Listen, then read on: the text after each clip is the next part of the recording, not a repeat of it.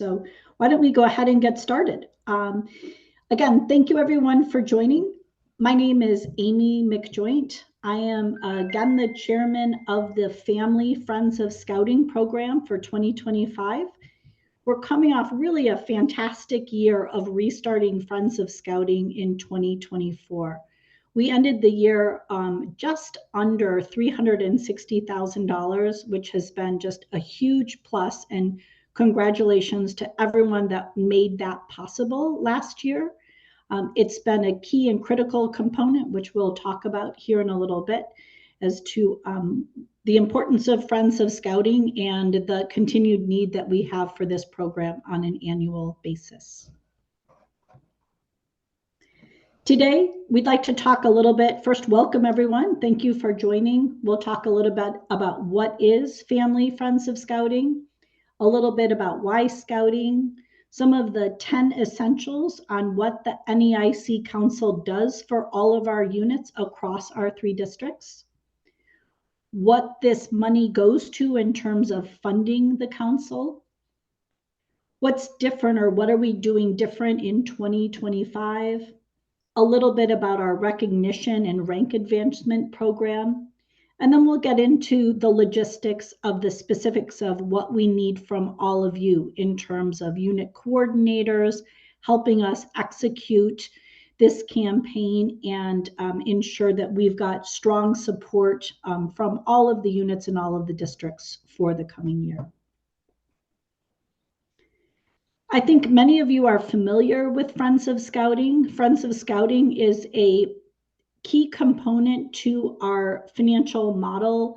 We've been doing a Friends of Scouting campaign annually. This is something that is also done at a national level. As a note, there is a component that is also called Community Friends of Scouting. We are initiating that with Ron Peterson this year, but our focus for tonight will be on the Family Friends of Scouting, which is really going out to the families and the specific units across Northeast Illinois. Again, we use this financial support to sustain the overall scouting programs as provided by NEIC. This does include keeping up with our fantastic camping facilities, including Camp Crown and Makajuan, as well as council activities, training materials, the Scout store, and scholarships as well. We'll go into a few more details in a bit. I think all of us in one way or another has been impacted by scouting, be it through our own children, grandchildren, nieces, nephews, but everyone, I think, has experienced scouting having an important impact on the youth and truly helping build the future leaders of our country. We'd like to talk a little bit about some of the great reasons what the council provides. And at this point, I'd like to turn it over to Rick and Tom to speak a little bit to the 10 essentials that our council does for your units. Thanks, Amy, and hello, everybody. We're going to share some information about essential facilities and resources that are made available to our scouts and provided through the efforts and funding of the council. 2 jewels of the council are our camping properties, Camp Crown and Camp Makajuan. Camp Crown is located just over the border in Wisconsin. It's been our close-in camping home of 146 acres for 75 years. Indoor facilities there include the Jadell Training Center, which has seatings for nearly 300 and kitchen facilities. The Miller Cabin with bunks for 28 campers, also with a kitchen. And the new Landgraf Village, mini cabins housing up to 40 campers. That was just installed last summer. And outdoor facilities, including a BMX-style bikes and a unique bicycle pump track. And you have to see this. It's kind of like a skateboard park for bikes. Covered ranges for archery, air rifle, and slingshot shooting, a 24-foot climbing tower, and 27 improved campsites with outdoor shelters, picnic tables, modern sanitary facilities. and a high adventure center that has equipment for outdoor adventures, canoes, kayaks, mountain bikes, fat tire bikes, pioneering gear, and other outdoor equipment. Then there's Camp Makajuan. It's way up in the North Woods of Wisconsin. It's our summer camp of about 1,560 acres, including 3 private lakes, and all of the facilities to accommodate up to 2,600 scouts per summer. There are 2 camps, east and west. Both are fully equipped, each with their own dining hall, trading post, aquatics area, handicraft, field sports, nature study, and scoutcraft. Makajuan also provides its own horseback riding ranch, which at this point is kind of a unique feature among scout camps. And it's the base camp for our high adventure treks, which reach out through all the upper reaches of Wisconsin, Michigan, and canoeing into the boundary waters and the Quetico of Canada. Camp Makajuan celebrated its 95th year of operation last year, and we're in the midst of a 10-year facility modernization and improvement program, getting ready for next summer and preparing for our upcoming 100th anniversary in 5 years. Each summer, the council staffs a summer camp program that's the epitome of the scouting experience. Scouts enjoy 1 or 2 weeks in the beautiful and remote North Woods, a setting that over 150,000 scouts and scouters have enjoyed and come to love from the North Shore. Makajuan's camp program, facilities, and location offer graduated progressive activities and challenges as scouts increase in age, capabilities, skills, and maturity. And specific activities are designed to support the philosophy that scouting is fun with a purpose and to be appropriate for participants' ages. The programs stress adventure and fun over just advancement. Equipment, education, and safe supervision is provided for all number of things: climbing, fishing, mountain bike, trail riding, canoeing, kayaking, paddleboarding, sailing, swimming, horseback riding, advancement, and just plain fun. And Cub Scouts have their own sessions at Makajuan, newly named our Family Adventure Camp. Cubs enjoy a shortened and modified program with a parent, give them a sample of the outdoor adventures of scouting, and FOS donations help to maintain this historic facility and staff it year over year. So not only does the council maintain facilities, but throughout the year, events are hosted for our scouts. At Camp Crown or at the Casperson Center, units are invited to participate in council-wide activities that are organized and run by council volunteers. For Cub Scouts, there's the Halloween-themed boot camp in the fall and Cub Family Camp in the spring. 5 local adventure days offer archery, BB gun shooting, climbing, the pump track, and other adventures. Units can hold their Pinewood Derby, hosted by council volunteers, and get assistance in building their cars at a Pinewood workshop at the Casperson Center. For Scouts, they participate in the friendly competitions and adventure of our Midwinter Klondike Derby or First Aid Meet. Scouts also have the chance to improve their skills at local adventure days and earn a merit badge at our new indoor air rifle events. So all throughout the year, the council provides organized activities to both Cubs and Scouts. And I'll pass it over to Rick at this point. Yeah, thanks, Tom.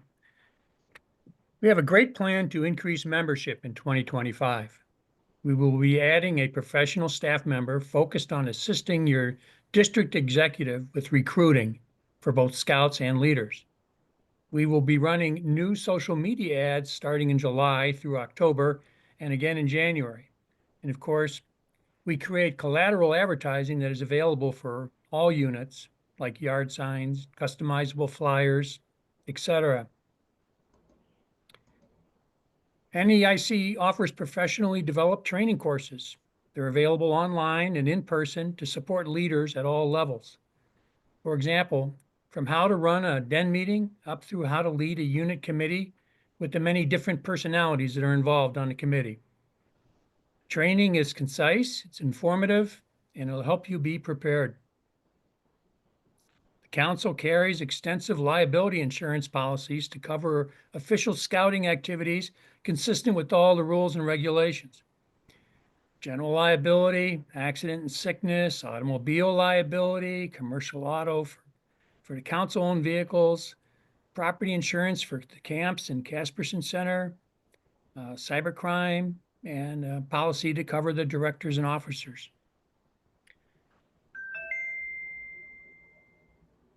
Amy, who's next? I think Allison is going to wrap us up with the final items. Allison?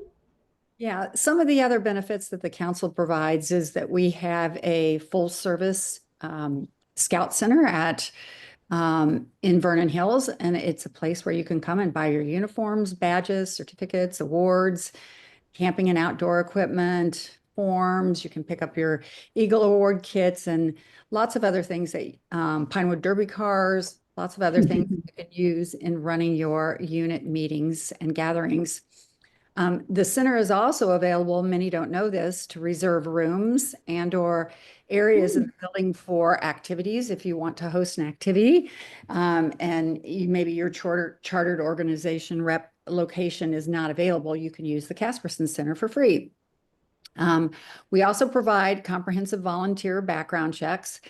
Scouting America is very involved in making sure that safety comes first with all of our youth. And so we work with the units to do comprehensive volunteer background checks. We also have a dedicated and professional support staff through the council.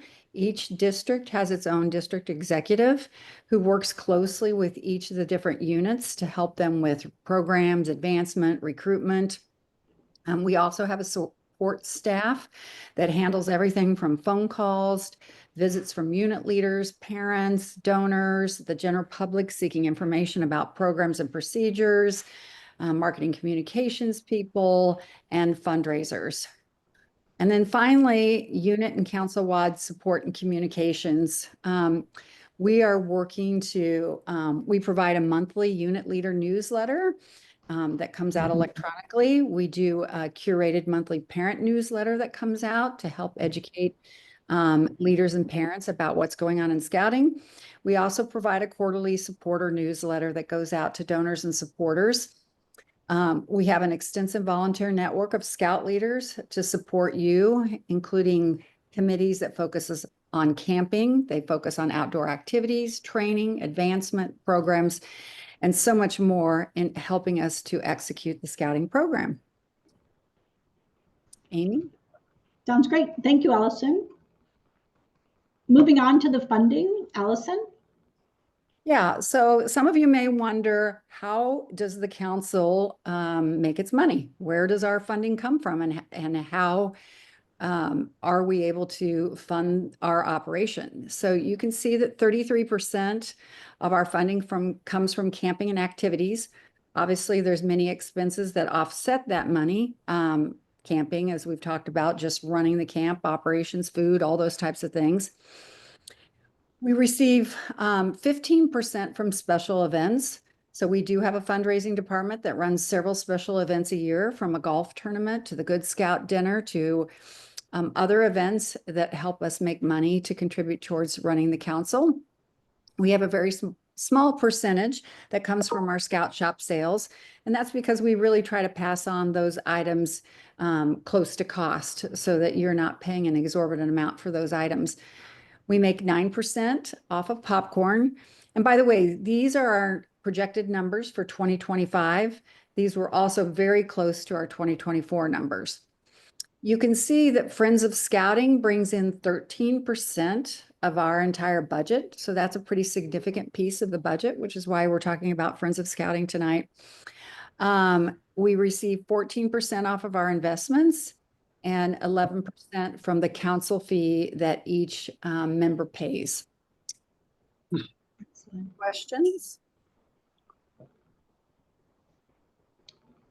Thank you, Allison. Next, we'd like to talk a little bit about what's going to be different this coming year. Ken, would you like to cover this slide? I'd be glad to, Amy. So I'm Ken Morrison, former council president, board member, and longtime scouter. As we've said, Family Friends of Scouting has been around for a long time. We interrupted it a couple of years ago, but it was back last year and again this year. And we have learned. We're getting started earlier this year. You may recall last year, for those of you who were involved, we didn't have this call until kind of mid-February, I think. So we're well ahead of schedule. We're looking to try to focus this campaign in January through April. You know, the sooner the better, frankly.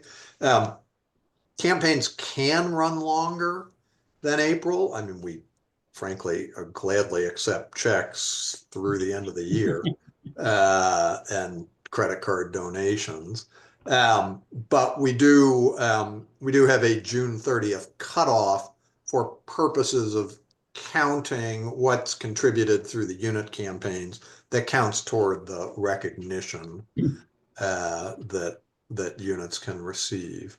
One of the big changes this year, we are frankly putting less emphasis on in-person FOS presentations. We're very willing to do them, but if your unit would like to run just an email campaign, that's perfectly acceptable. And some of those email campaigns are very successful.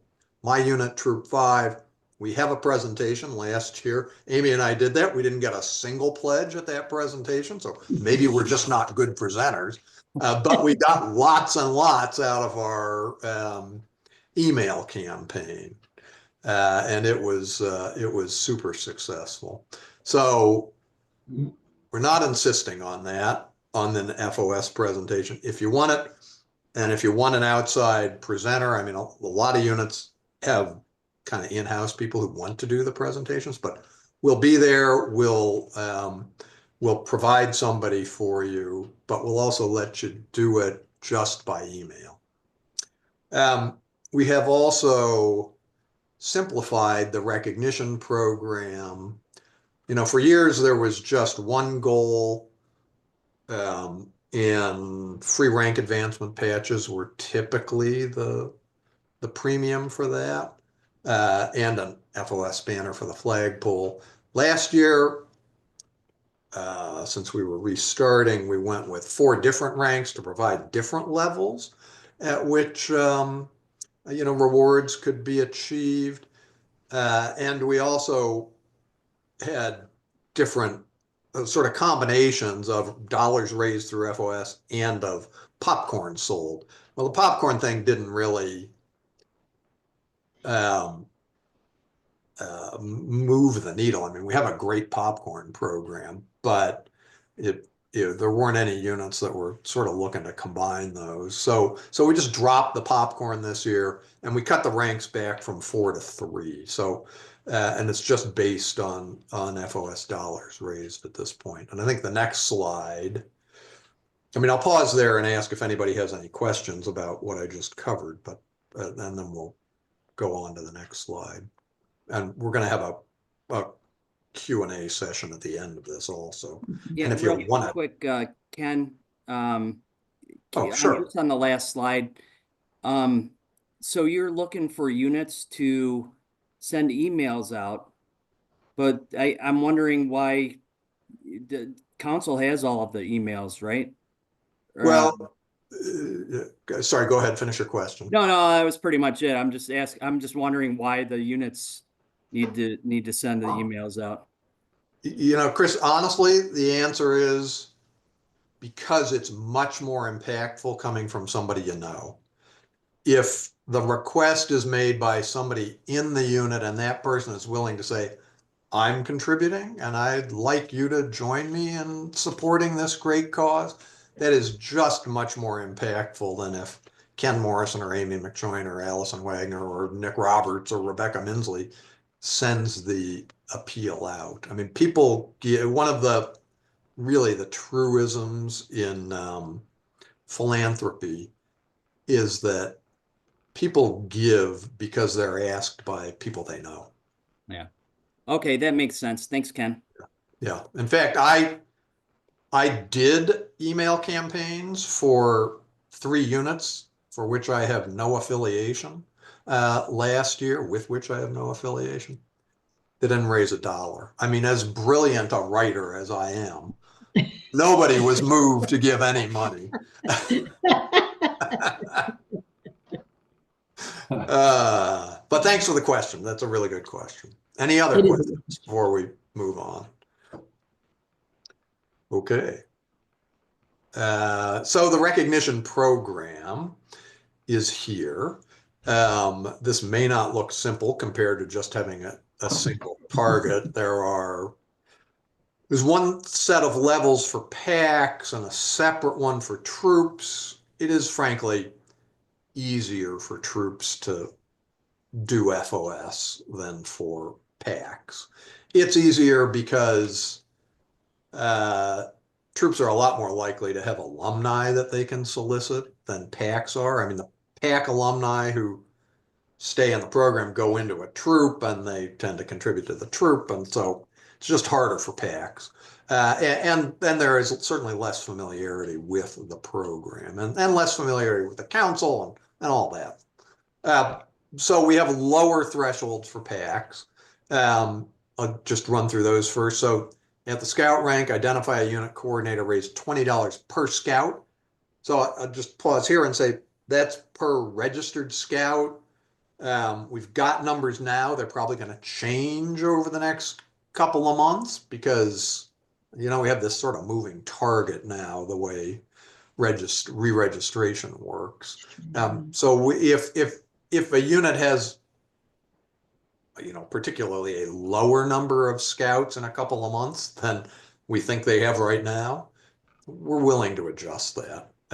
But the idea is $20 a scout gets you the scout rank. The premium for that is a banner for the unit flagpole and a free local adventure day at Camp Crown for the unit in the next 12 months. I mean, that's a great value. Tom McFadden was talking a little bit about those local adventure days. It's really one of the, I mean, they are pretty well attended, but they're still kind of underappreciated in the council. First class rank for Cubs, $40 per registered scout in FOS contributions. And there is the good old free rank advancement patches for the next 12 months. Premium and the Eagle rank for packs, $80 a scout, and you get a new pack flag with the new branding from Scouting America. We'd love to show you that flag, but I don't believe that the images have yet been released. So unless Rebecca knows better than I. No, nothing yet to share. Still not there, but we're confident people will be excited, particularly for the, you know, we expect that it's not going to say Boy Scouts of America anymore. It's going to say Scouting America. So the new trade name. And then the requirements for troops and crews said the same except double the number of dollars. $40 for scout rank per scout, $80 for first class, and $160 for Eagle. There are a few units. Mine is one of them, so I'm not doing this to be mean. Mine had the highest goal in the council last year, and we made it. We have higher levels for, but there only maybe were 12 of those units. They were all troops in the council last year, and many of them made their enhanced goal. So we'd love to have, you know, we'd love to be giving out a lot of flags. We really would, and we hope that units can make that. Great. Any Thank you, questions on Ken. this? As a reminder, the goal to hit these ranks would be by June 30th. Your unit would be notified by council in terms of achieving the successive ranks along the way. We will continue to receive contributions towards the campaign through December 31st. So that, as Ken said, we would welcome credit card, repeating credit card campaign donations throughout the year. Ken, thank you. I know you worked hard to revise this, and I think this looks like a great plan for the coming year. And excited for the new logo and the new flags when they come out. So a little bit into the logistics about the campaign itself. We're ready to launch. Super excited. I'm going to share with you the new website that is up and available. It's all updated with all of our 2025 planning. The first steps, as mentioned, these are the steps if you choose to do an in-person campaign. If you'd like to do that presentation, attending this Zoom call, you all have completed that. You can check the box there and completed attending this overview. We are looking for unit coordinators. Amy, you might mention that this recorded call will also be on the website for any leaders that missed it. Excellent, excellent. So glad to have 30 participants today, but anyone that doesn't, we will be posting this as well. We will be looking for unit coordinators for each of the units. As Ken said, having that personalized name who's familiar with those people in the unit really makes a difference when we do the ask. If a presentation is desired, we need to know the date, the time, and the location. We're happy to send a person to do the presentation, or we're happy to empower them with materials that are posted up on the website, with a PowerPoint presentation and all of the details that they need. And then, as mentioned, we are looking to complete the majority of our campaign work by the end of April. Unit coordinators would be responsible for securing a list of all current and alumni families and then reviewing the unit guide. I'll share with you all that unit guide in just a moment. If you are interested, again, in the email only campaign, we went back and forth on the pros and cons. Everyone gets a lot of emails, yet it's also difficult to get parents in those meetings to actually hear the presentations. So we do have some fantastic templates available in order to enlist the families, sending out reminder emails, follow-up emails, final solicitation emails, and then a thank you. One note, as we're looking for these unit coordinators, it is a relatively short sprint of roles and responsibilities.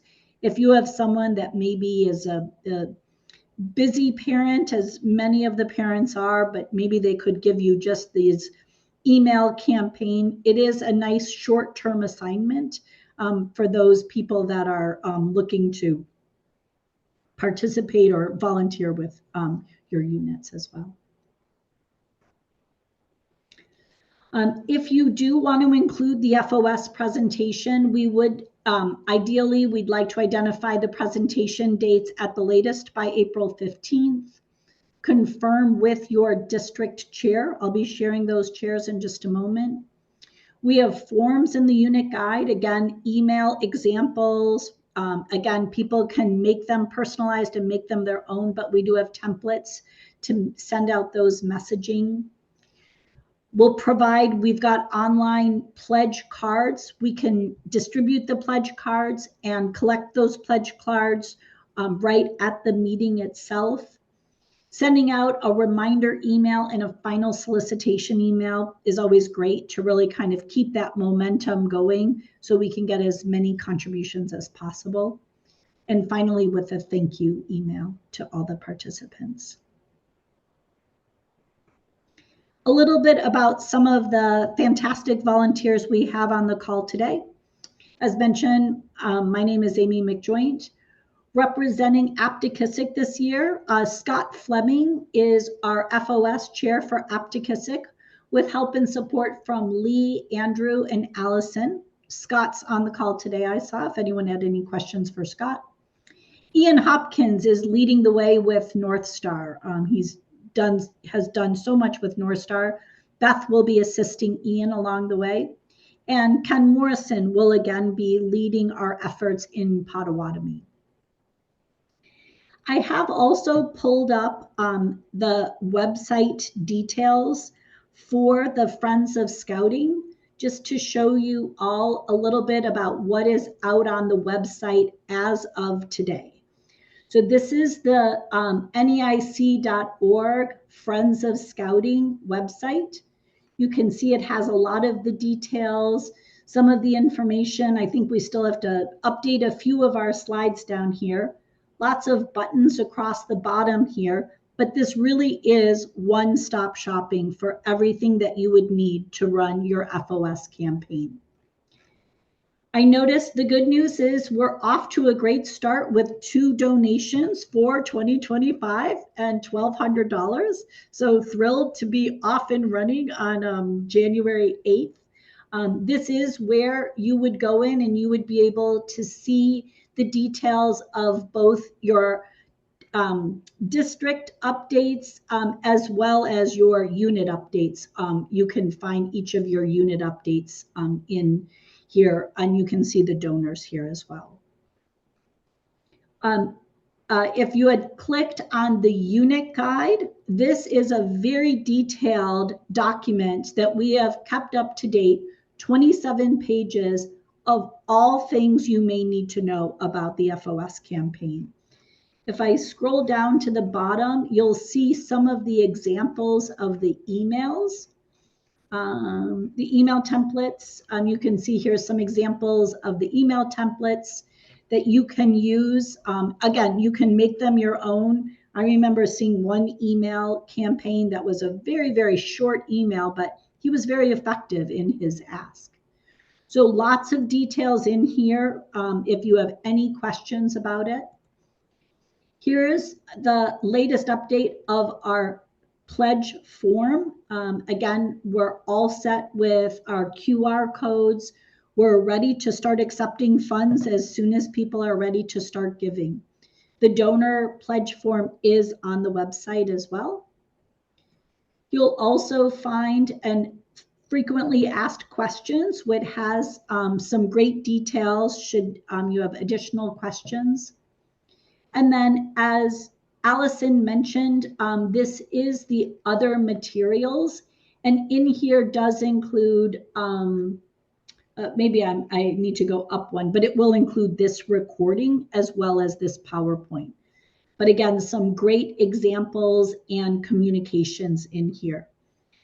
Hats off to Cassandra, Allison, I don't know if Matt's on, and Rebecca. They have gotten this updated website with all of the 2025 information already up and running. So we really are ready to hit the ground running today.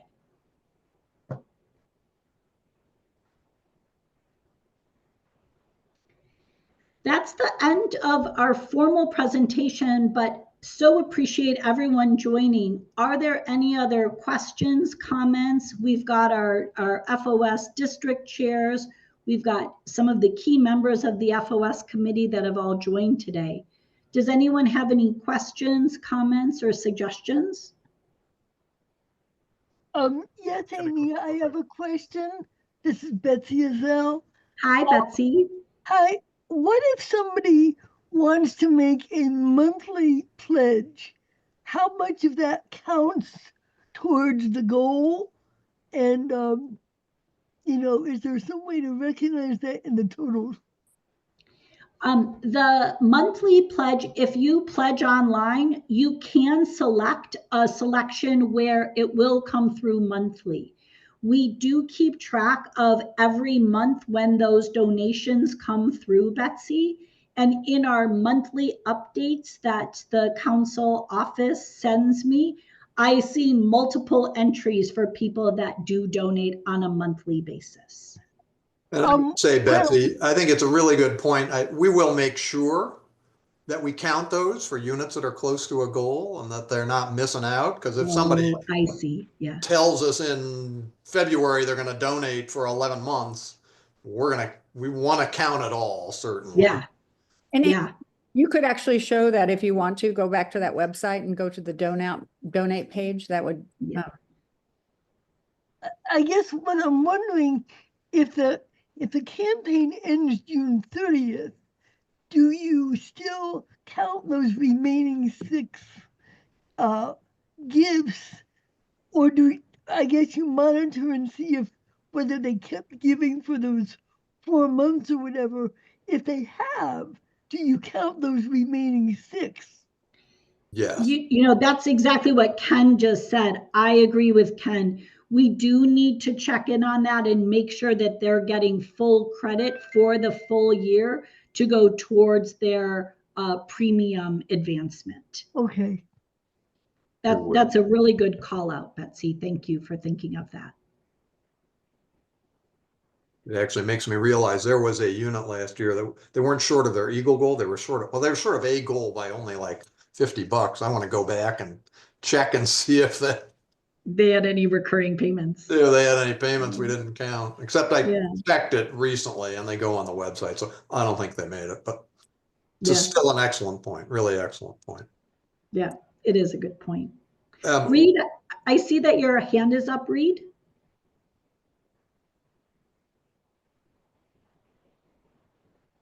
Okay, there we go. I can get off mic. Okay, so I see now, my question was going to be, and I see it now on the slide that's up.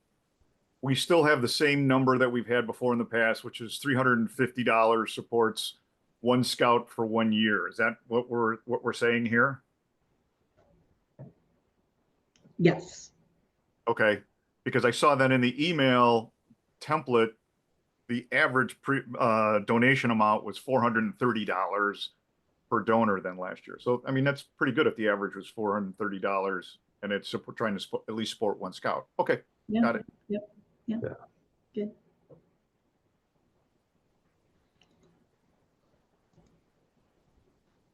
Can you hear One of me? the things sorry, go ahead. Is that somebody? Yeah. Yeah, sorry, I'm not on video, so hopefully you can hear me. My name is Skip Bordeaux, and I'm from PAC 148 in Lake Forest. So just wanted to offer up a suggestion. I don't know how much we've participated in the past, to be honest, but one of the things that has really inspired me is the reaction of our parents that make the decision to go up to Makajuan for the formerly known as Akela Camp, now I guess Family Adventure Camp. I think, for whatever reason, Lake Forest should not be hard to raise money, but for whatever reason, it is. And, maybe people already have their commitments or what have you. But you guys did a great job presenting all of the things, that, where the money goes. But unless you see it and experience it, I think it makes a difference to actually see it. So I guess my recommendation is, and I know that the window that you're looking for is January through April, but maybe having a Friends of Scouting, lunch or something like that at Makajuan during the Family Adventure Camp, Interesting.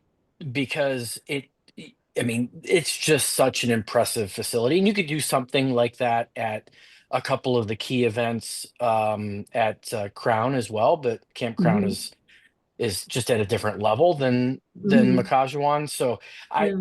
there and quite frankly, some of the parents are looking for things to do while their Cub Scouts Yeah. are earning their belt loops, Yeah. because they have things well under control there. And Yeah. so anyways, maybe a luncheon or something like that, would be an idea to raise some money, while people can really see where their dollars are going. Yeah. Yeah. Thank you for that suggestion, Skip. I really like your idea there. I know one thing we've done internally on the committee is Tom McFadden has done an analysis of all of the units and what activities they've participated in, to really help the district commissioners understand what they've tapped into or when they've used those services of NEIC. But I also really like the ask or the appeal, especially when they've got a little bit of downtime. I think that's really an excellent idea. We'll definitely take that under advisement. Thank you for the suggestion.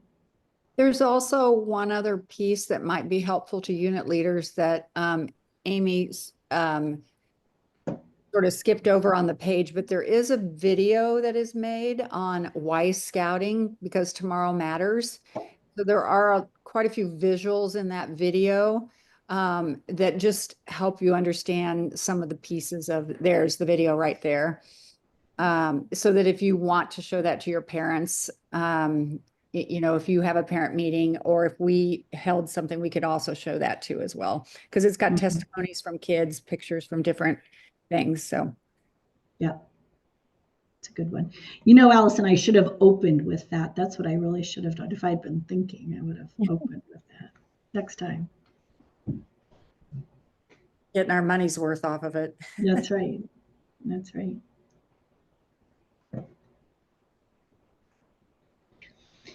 Nick, any parting words you'd like to share from the council perspective?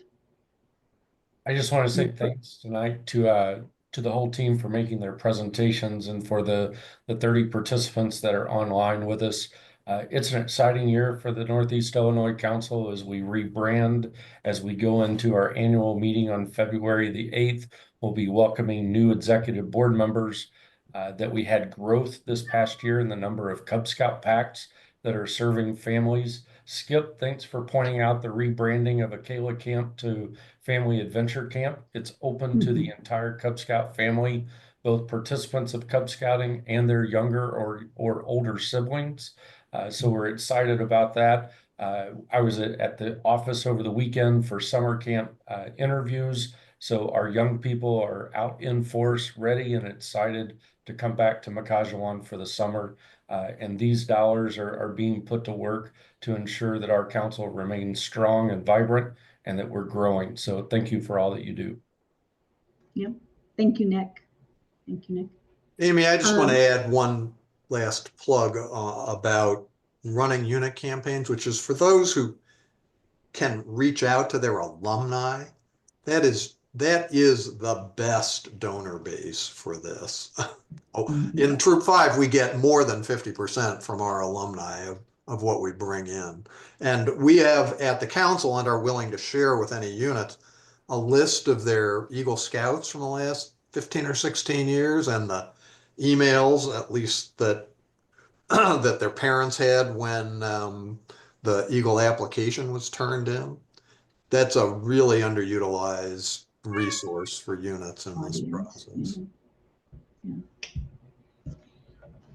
That is an excellent point, and I do think that is a untapped market in terms of those who have been through the program and hopefully seen the success through their Eagle achievement and the ongoing, I was going to use the word brotherhood. I don't know what the correct word would be without brother and sisterhood of Eagle Scouts that I think really makes a difference. Yeah. Okay.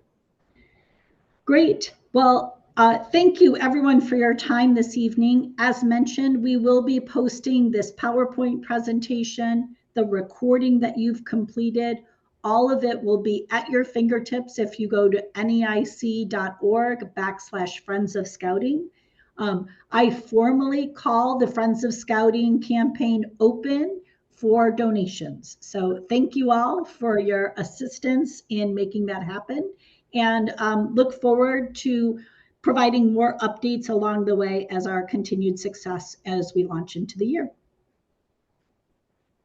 Thanks, Amy. Thank you, everyone.